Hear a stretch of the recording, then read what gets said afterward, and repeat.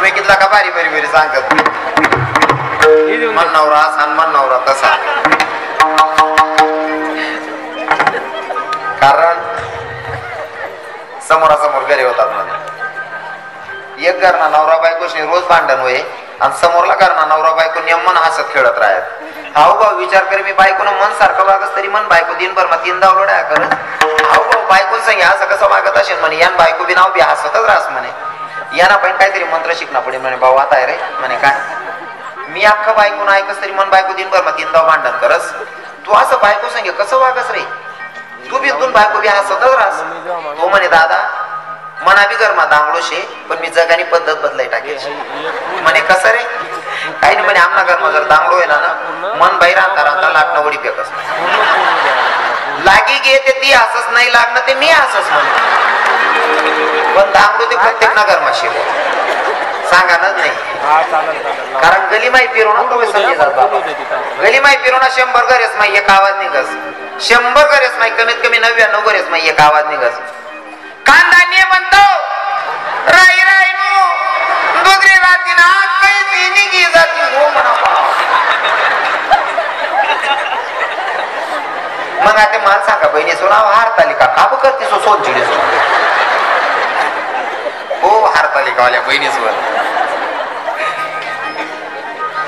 म्हणे मोठी बोज आहे 2 दिनात लढाई व्हाल नवरा बायकोच नाही आम्ही जेमतेम आवरत्यास ना दांगडू सांगे सौरी जेवाड 3रा दिनल्या हारतालिका मोठी भाऊ जाई बोलाना बी हिंमत होत नाही माय सारखी भाऊ जाई काय बोलाना म्हणतो मन चुलत भाऊ जायशी सख्खी चुलत भाऊ जाई ते ताट बीट गली माई जाय राहिली म्हणतो वैजी काय भाऊ म्हणे कोट चालणार म्हणे महादेव मंदिर म्हणतो काय शे आज हाय आबा तुमले माहित नाही म्हणे हारतालिका शे नाव असं एक उपास कोण करता रा प्रत्येक बाई दरच म्हणे तो म्हणता कसासाठी म्हणे तोच नवरा फुलला जाऊन मला भेटायला म्हणतो तू ते परून देईन सांग राही आठी भेटणार वर नको भेटू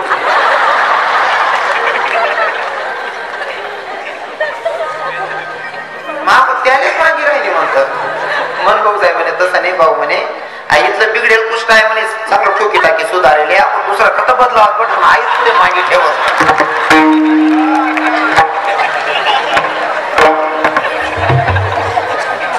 आपल्या उपवासामध्ये आणि संतांच्या व्रतामध्ये जमीन और आसमान का जितना अंतर आहे ना तेवढा अंतर आहे तुकोबरायांनी सांगितलं माझ्या पूर्वजांची ठेव तुझ्याकडे शिल्लक आहे पण तुम्हाला मला प्रश्न करावा वाटतो बरं का सांगताना सुद्धा तुकोबराय स्वतःच नाही सांगत पूर्वजांचं सांगतात गुरुजी माझ्या वडिलांची बोल नका माझ्या वडिलांची हो माझ्या वडिलांची ठेव तुझ्याकडे शिल्लक आहे म्हणतात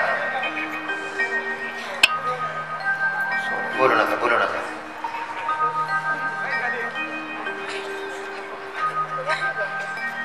आई बहिणी बी चक्कर मा पाठ दिलं तर मला सुधरीत राहत त्यांनी पोरशे का पोऱ्याशे आता नेमकं उलटा असं शेती बहीण पोरे पोऱ्यान गती गज मी पोरे आहे पोरणी गती गज सत्यानाशे सत्यानाश काय केली मला जेवता जेवता काम फुट राहता एक दादा सांगा म्हणे पोरे म्हणे ओ भाऊ कोण म्हणे पोरशे असं जर मी सांगा ना बाकी ना येणार जाणार काय बी चावी राहणार पण खरंच एखाद्याला मानून भगवंत असं सौंदर्य देऊन देतो त्या दिदीला बघून मला इतका आनंद झाला हो आणि असं नाही ती बहीण असं कॅन्सर विषय ना ती बहिणी जट राव मला एक बुकामा मुक्का बिकट टाकी हा काय महाराज सोपं नाही ते पोर जात नाही एवढं वातावरण बनवणं एवढं सोपं नाहीये आणि ताई तुम्हाला जर एवढा सपोर्ट असेल तुमच्या मायबापानं तुम्हाला जर अशी परवानगी दिली असेल तर तुमच्या मायबापांना श्रीमंत मनाचं म्हणावं लागेल कारण मायबापांच्या सपोर्ट शिवाय पोरी काहीच करू शकत नाही मायबापांचा सपोर्ट असला पाहिजे चांगल्या कामांना चांगला कामले सपोर्ट करू बहिणी जो असं जर काम करत असेल ना पोरगी तर नक्की सपोर्ट करायला पाहिजे बाकी नाही माया वय व पिंटी ना रूम तुला मोबाईल काय को कारण आता को पिंटी मोबाईल नसा घे को असत ते चांगला कामेल ना सपोर्ट करो चांगला कामेल ना सपोर्ट करो विठाल विठाल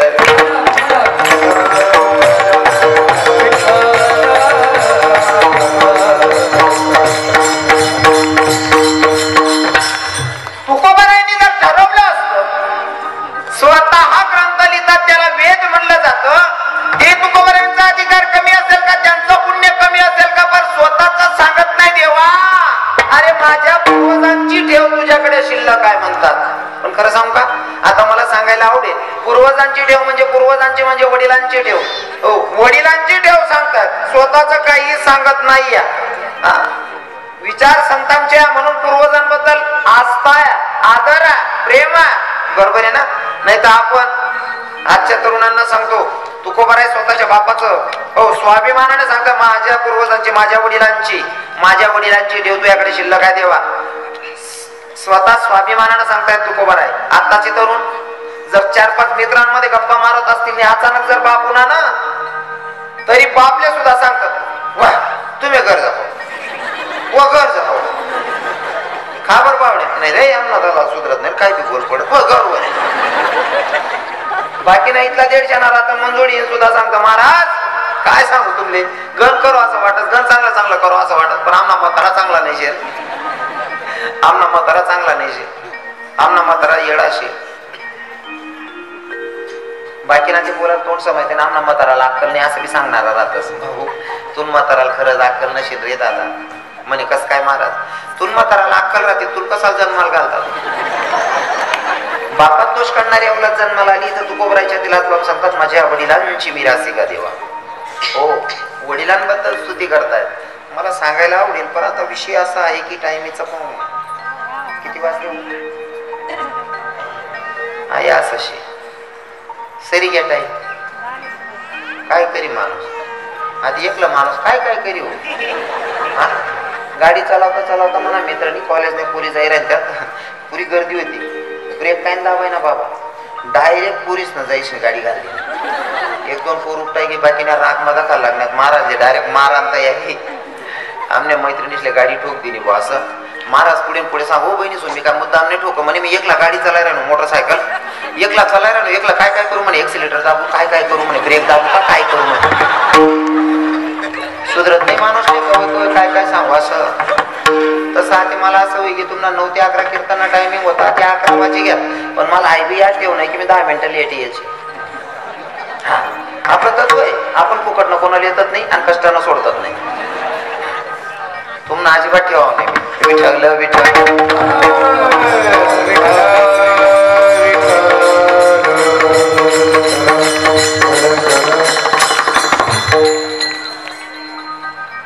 पण आता काय ना, तुकोबा इथं सांगतात माझ्या वडिलांची मिरासी का देवा, तुझी चरण सेवा पांडुरंगा. साधक भगवंताना तुकोबा यांना सांगितलं तुकोबा तुमच्या पूर्वजांनी काय केलं म्हणलं, उपवास पाराने राखीला, दारवंटा केला, भोगवटा आम्हाला लागे. मग आता बघा तुकोबारायांनी देवाला परिचय देताना सांगितलं देवा ऐक ना, माझ्या पूर्वजांची ठेव तुझ्याकडे शिल्लक आहे, आणि जर का मी तुझ्याकडे मागणी मागितली आणि तू द्यायला कमी पडला तर यात माझी आबरू जाणार नाही. आबरू माझी जाणार नाही, यात आबरू तुझी जाणार आहे. म्हणजे कसं, फॉर एक्झाम्पल उदाहरण देतो लक्षपूर्वक ऐका. आता सप्ताह कमिटीवाले सप्ताह करतायत, सप्ताह कमिटीवाल्यांनी सप्ताह केलाय. जर तुम्ही पावती फाडायला जातात, पावती घ्यायची आणि अपेक्षा असते आपाता त्या नाना मोठा बोकोल तरी आपले 51,000 1 लाख ची पावती देईन बा. मोठा बंगला आहे, पैसावाला माणूस 50-50 हजार लाख रुपये दिटा की त्यांना बरोबर या सप्ताह उभा कर देतच आणि जातच पावती लेवाले. साहेब आपलं सप्ताहाचं नियोजन पावती साहेब इथलं वजन मग सांगत पंक्तीमध्ये काय काय भंडारा मग काय बनवणं शे या सांगतं काय नाही, मसाले भात बीत असं छोटं मोठं करता नाही वजनात करा, काय लागलं मला सांगा. अरे जे करायचं ते करा, काय लागलं तर मला सांगा. म्हणे पावती ती फाडल्या करा 151. आता मला सांगा याने किती विसरी म्हणती होई, आपले काय गाण ठेवणी शेक. एवढे पैसे आहेत ना, हा म्हणत असं 151 करा. समजा सप्ताह कमिटीवाले वाद करण्यापेक्षा 151 लईश येतच आणि चौकमा चांगला बी बसेल राहतात, वाईट बी बसेल राहतात. चौकमाना 2-4 टोल्या पुरेशने सप्ताह कमिटीवाला लिहिजाव काय राहतात त्या बंगलावर काय देणार पावती लेवाले. कितला देणार रे 151. आता या टिंगल करणारच नाही ऐका. नंतर आता मला तुम्हाला प्रश्न करायचा आहे, टिंगल करणारा जर टिंगल करेल तर इज्जत कोणाची जाईल, पैसा देणाऱ्याची का घेणाऱ्याची? देणाऱ्याची, बरोबर आहे ना, देणाऱ्याची. तसंच तू कोबराय सांगतात. मी तुझ्या दारात आले त्यानंतर तू जर का मला काही दिलं नाही, मी खाली हात टाकून गेलो ना, तर यात माझी जाणार नाही, लाच तुझी जाणार आहे. पण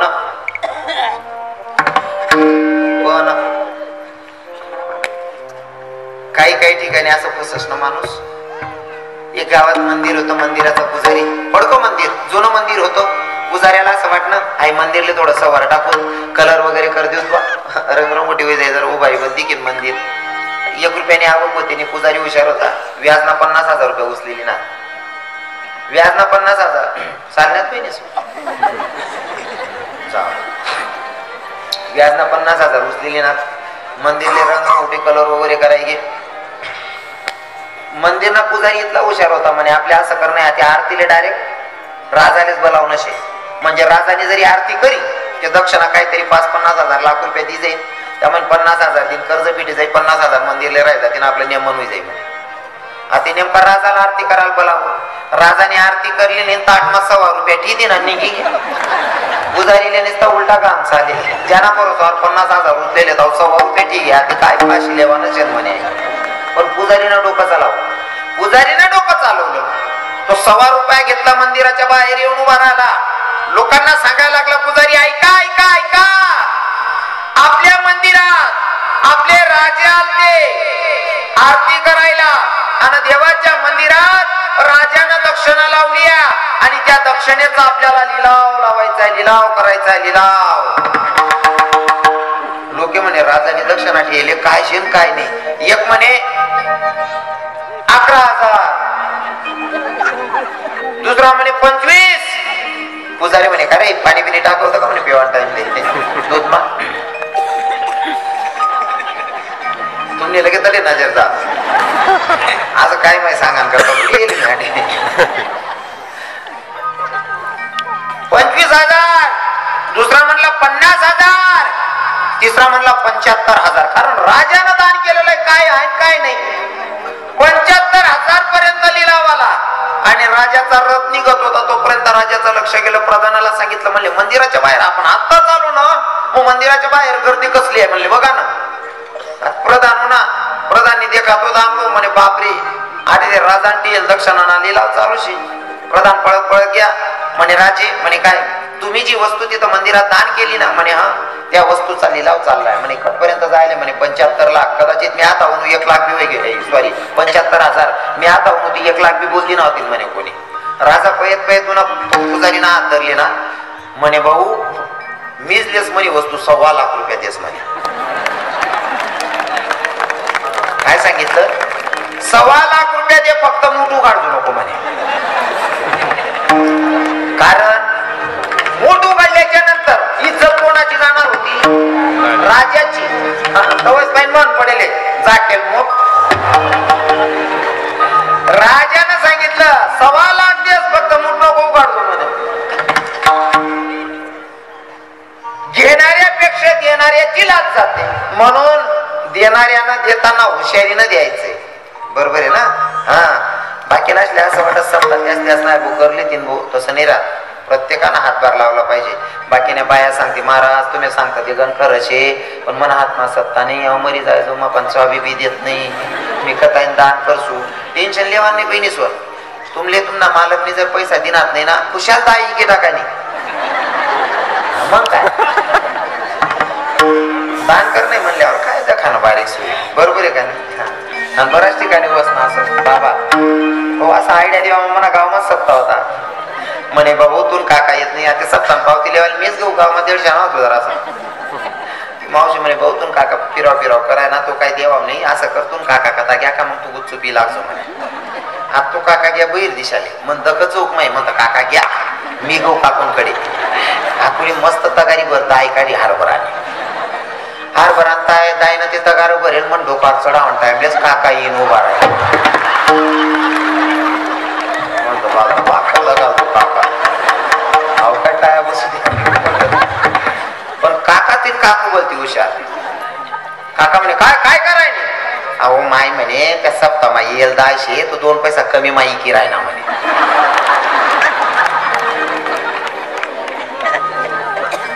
इतला हुशार काका काय काही मक्की चूच राहतस नुसता गरमाने दाय बी काढी आणि गरमाईन त्यांनी स्वतः दाय बी काढले ना, दोन्ही गरमान्याच होत्या.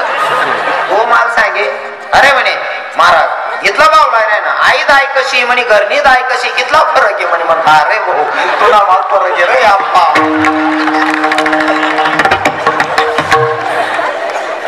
दान धर्म करायला पाहिजे, दान धर्म करायला पाहिजे, बरोबर आहे.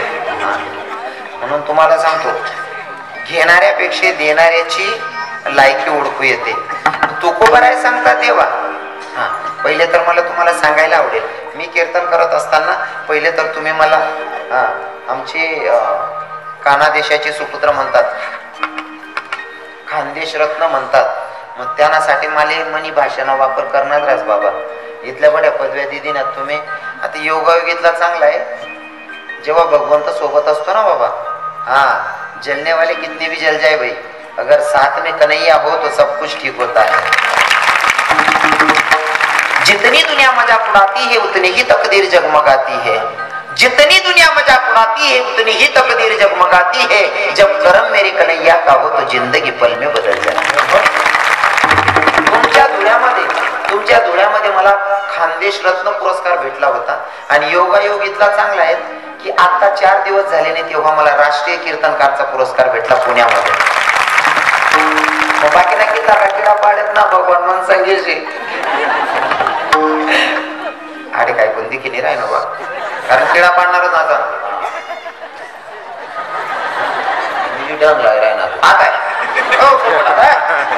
आता किडा पाडणार का रे. बायकांसमोर बोलायला तात्रा असतो. आणि नेमका असं आहे बाबा आपलं जर थोडंफार बी काही चुकणार ना या पैसे बटा चांगला आहे. बोलणारा त्या राहतच, ज्याने बायका बी ऐकत नाही ते आपल्याशी काढतस. मला ते विशेष वाटत बाय म्हणा ते म्हणणं असं त्यातले हो आप्पा पहिले तुझून बायकोला आवड रे काढा असं. वंश परंपरा दास मी अंकित तुका मोकलिता.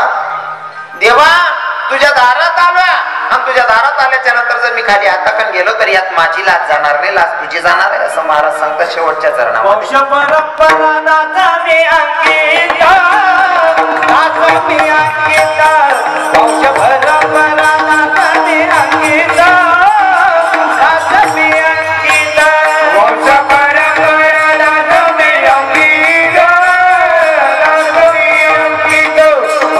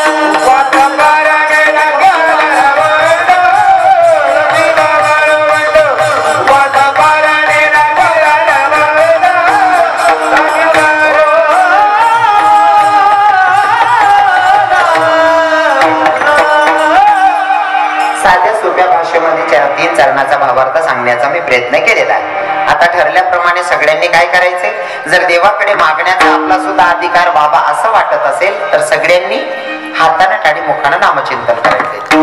ज्यासले हात होतील त्यासनी हात वाचा.